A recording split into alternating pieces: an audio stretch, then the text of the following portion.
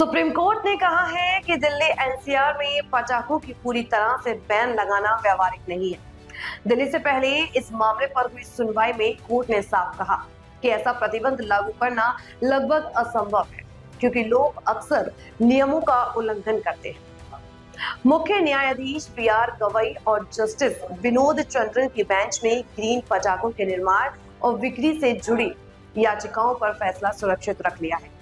Court ने कहा है कि आदर्श स्थिति में बैन अच्छा कदम रखता है, लेकिन इसे पूरी तरह लागू कर पाना संभव नहीं है।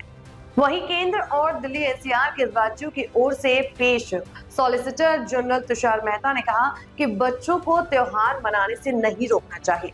उन्हें सुझाव दिया कि लोगों को बिना किसी सख्त रोक टोक के पटाखे फोड़ने की अनुमति दी जाए। गौरतलब है कि 2017 में सुप्रीम कोर्ट ने पहली बार दिल्ली एनसीआर में पटाखों पर प्रतिबंध लगाया था और ग्रीन पटाखों को जलाने की अनुमति दी थी। 2018 में पूर्ण बैन लग गया, जो 2024 तक जारी रहा, लेकिन आंकड़ों के अनुसार प्रदूषण स्तर में कोई खास कमी नहीं आई और लोग अक्सर प्रतिबंध का उल्लंघन करते रहे।